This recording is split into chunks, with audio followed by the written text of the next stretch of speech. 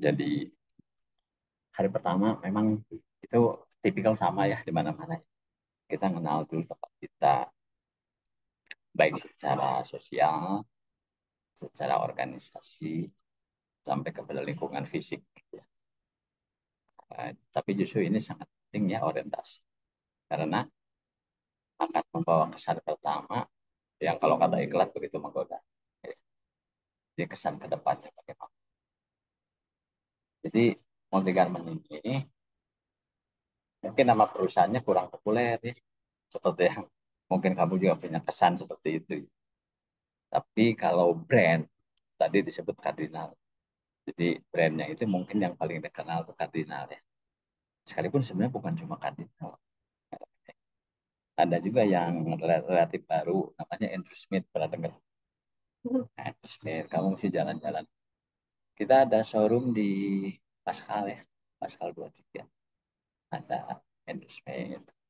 Ya memang masih baru, mungkin 10 tahun kali ya. Kalau kardinal udah 50 tahun. Jadi tahun ini tuh, tahun kemarin malah. Tahun kemarin itu usia perusahaan kami plus merek Cardinal itu udah 50 tahun, udah setengah abad.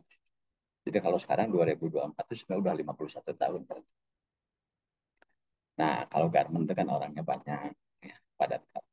Jadi kamu bisa ngelihat nanti ya, di lokasi ini aja kan lumayan lah, mungkin 2.000 orang ada. Ya. Nah, karena kamu itu adalah pengalaman pertama bekerja, maka penting sekali untuk membangun fondasi dari karir kita itu. Ya, perusahaan tempat kita pertama kali kerja itu penting banget ya karena akan mempengaruhi ke depannya karir kita ya.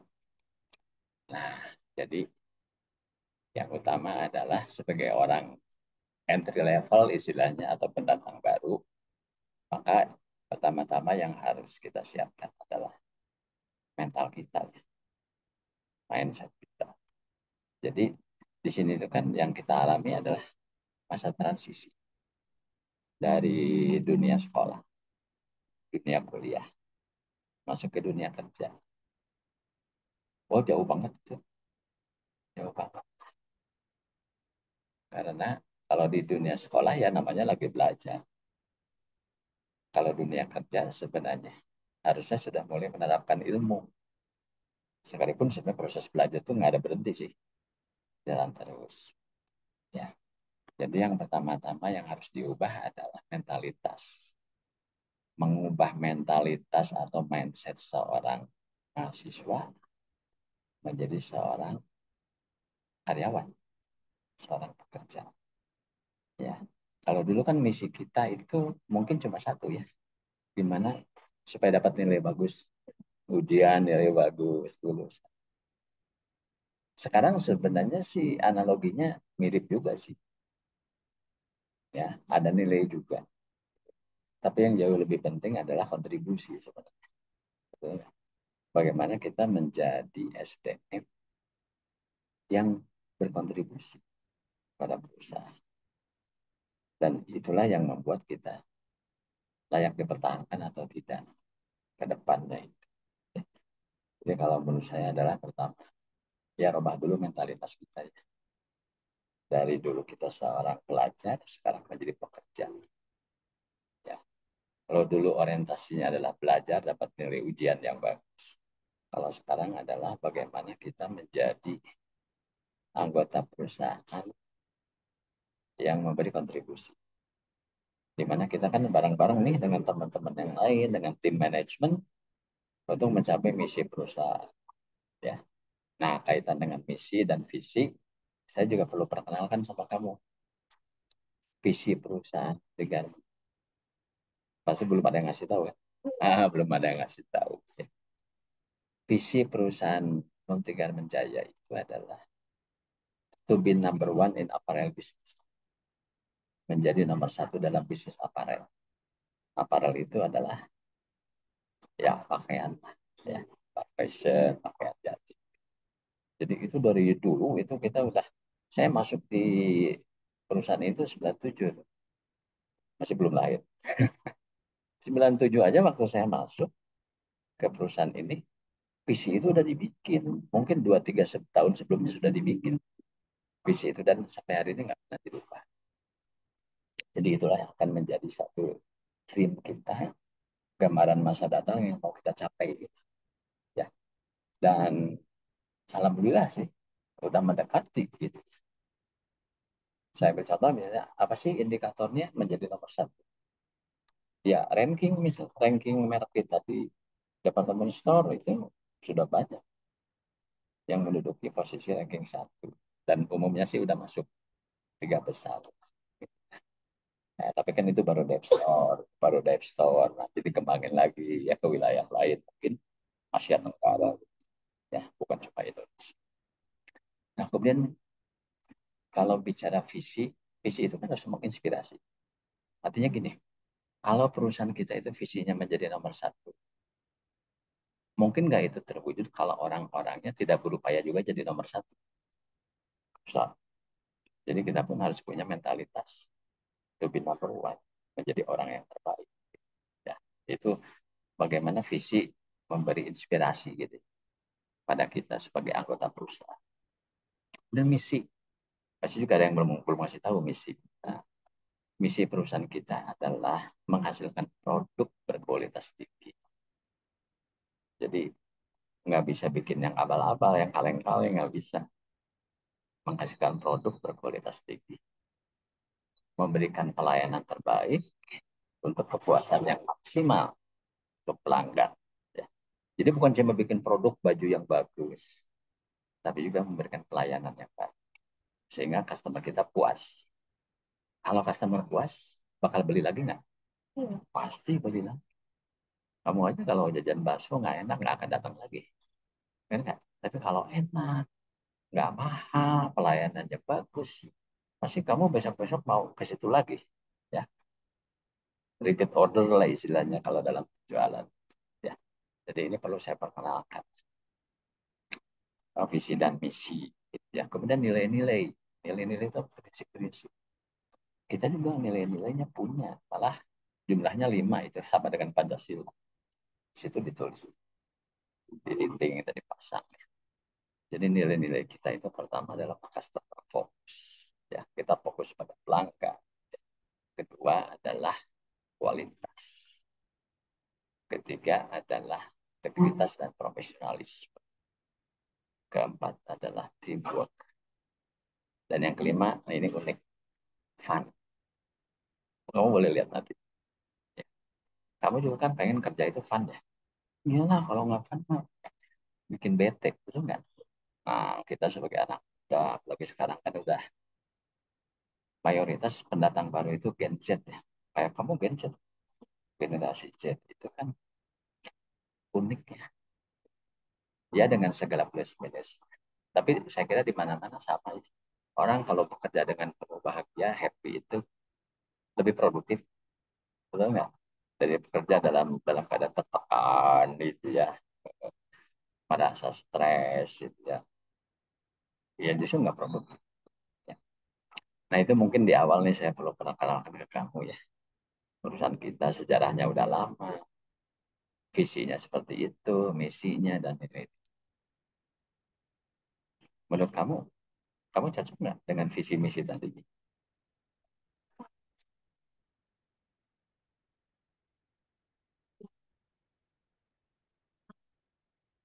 Beda jauh, beda ya sama. Banyak sih organisasi itu yang value-nya sama. Yang berbeda adalah cara mengamalkannya. Ada yang sungguh-sungguh mengamalkannya, ada yang setengah-setengah. Malah mungkin ada yang nggak ngerti kan. Kayak gini lah. Indonesia juga kan punya Pancasila ya. Kalau dulu kan ada penataran P4 Pancasila. Ya. Tapi sekarang juga mata kuliah kan ada pelajaran Pancasila. Dan tiap orang kan ternyata ya ada yang sudah mengamalkan, ada yang baru separuh, ada yang belum. Sama aja kayak kita beragama. Ada yang ibadahnya bagus, ada yang setengah-setengah, tergantung penghayatan. Ya, tapi percayalah kalau kita dari awal sudah punya prinsip yang baik, punya value yang baik, dan itu menjadikan pedoman buat tingkah laku kita sehari-hari. Mestinya sih semua akan berjalan lebih baik. Setuju ya? Nah, itulah perkenalan yang pertama. Ya, kemudian produk, kalau produk, kamu juga bisa lihat di Instagramnya. Kamu ketik aja Kardinal, untuk keluar banyak. Kita punya 9 divisi, 9 produk. Jadi produknya banyak banget. Itu sekilas pengenalan tentang perusahaan. Ya. Nah, sebelum kita ngobrol lebih lanjut, tadi kan kamu juga udah baca perjanjian kerja ya. Ada 2 halaman ya. Ada yang mau ditanyain nggak? Udah dijelasin ya. Mau kita bagi-bagi tugas, ya. Saling melengkapi. Ya. Jadi ya seperti itulah. Ya kalau isi perjanjian kerja sih tipikal sama ya di banyak perusahaan. Karena kan undang-undangnya sama. Di Indonesia kan undang-undangnya sama ya. Yang jauh lebih penting justru adalah fondasi ya, ke depan. Masih kamu juga punya cita-cita karir ya. 5 10 tahun lagi mau jadi apa? Coba dibikin cita-citanya. Belum ya. Tapi sebaiknya dibikin 5 tahun lagi atau 10 tahun lagi. Saya melihat diri saya menjadi, nah, jadi apa? Apakah jadi manajer? Apakah jadi pengusaha? It's okay. Dan sebaiknya punya sih. Supaya berat gini loh. Kalau kita naik pesawat atau naik kapal itu, kan harus jelas tujuannya kemana. Kalau nggak kan bingung. Ya, jadi kita mesti turun di mana, beli tiket yang mana kan. Ya, katakanlah kalau kamu memang sebenarnya pengen jadi orang yang independen ya, ingin tidak dibatasi kesuksesannya. Kalau menurut saya, cita-cita jadi pengusaha itu bagus banget. Bagus banget. Karena gini, kamu mungkin pernah dengar istilah bonus demografi. Pernah. Di bonus demografi itu kan artinya jumlah penduduk usia produktif itu jumlahnya banyak banget tuh. Usia produktif itu kan antara 15 sampai 6. Nah, Indonesia itu di tahun 2030 akan memperoleh bonus demografi. Jadi orang-orang yang seumuran kamu itu jumlahnya banyak. Ya ini kan ya karena orang bereproduksi gitu kan. Nah, tapi sebenarnya bonus demografi itu bisa punya 2 wajah atau 2 dampak. Itu bisa menjadi anugerah, bisa juga jadi musibah. Tahu nggak sebabnya?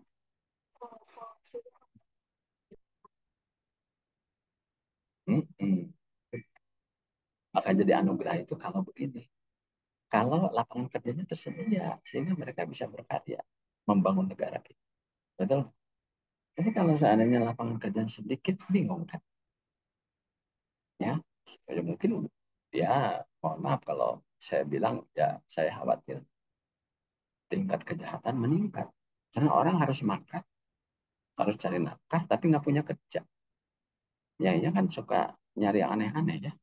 Termasuk mungkin kalau lihat kita di jalan kita lihat banyak pengamen atau banyak penjambret gitu ya, atau banyak begal. Itu kan salah satunya karena mereka nggak punya pekerjaan.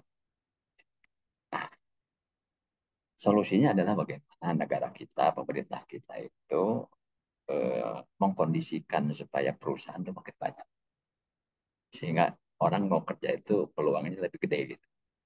Ya, jadi harus menciptakan lapangan kerja. Tapi kan tidak semudah itu. Nah, salah satu alternatifnya apa? Kenapa sih selalu berpikir lulus sekolah itu mesti kerja? Kenapa nggak berpikir menciptakan pekerjaan? Gitu. Dan sekarang tuh sebenarnya kalau kamu lihat peluang cari nafkah itu di dunia virtual itu lebar ya.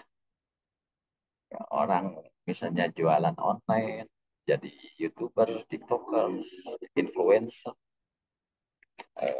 blogger, seiring dengan kemajuan digital gitu.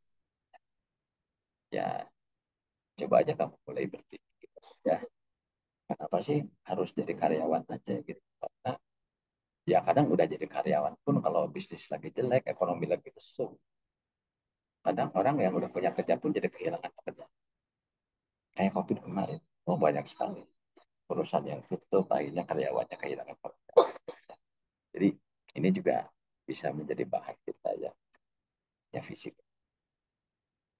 Cuma itu semua tuh tentu nggak mudah ya, tapi kita punya ikhtiar, bisa kita mengikhtiarkan supaya bisa lebih mudah. Caranya apa? Harus mau belajar. Ya, di sini pun nanti kamu akan ketemu banyak pengalaman baru, hal-hal baru, ya. Bagaimana sebuah bisnis aparel beroperasi. Apalagi kamu nanti di audit. Audit itu akan memastikan apakah semuanya berjalan sesuai rencana atau enggak.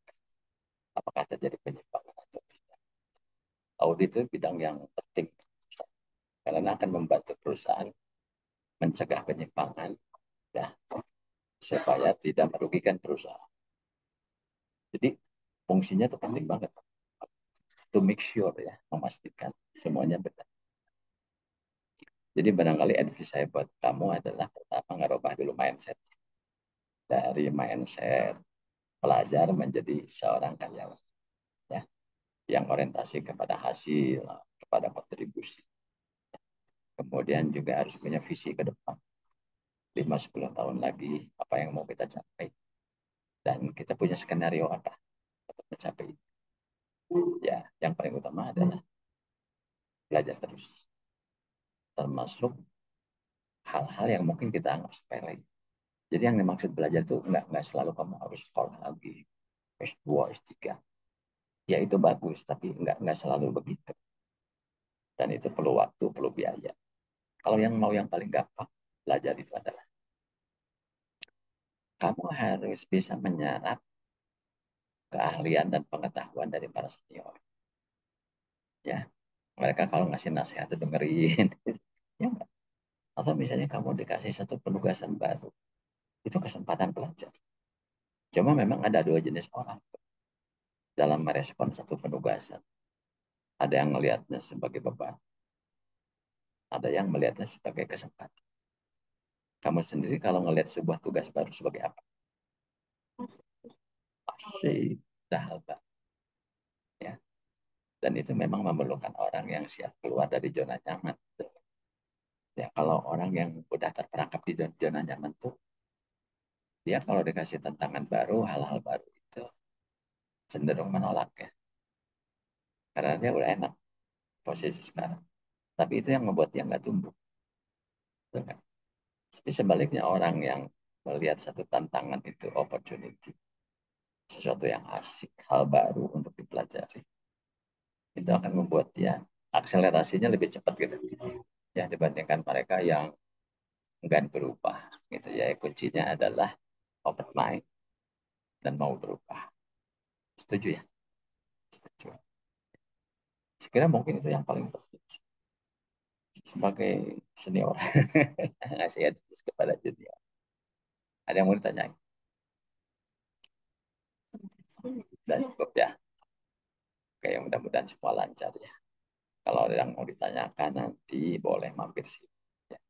Jadi kita bagi-bagi tugas tuh dengan user nanti, dengan atasan kamu ya. Itu hal-hal teknisnya kamu akan dapat banyak dari beliau-beliau ya. Kalau saya kan bicaranya hal yang menyangkut organisasi, visi misi kayak tadi, sejarah perusahaan, ya. Hal yang sifatnya kalau yang teknis tentu saya kan nggak ahli audit kayak gimana. Tentu atasan kamu lebih. Oke, selamat bergabung di Multigamen, sukses terus buat kamu ya.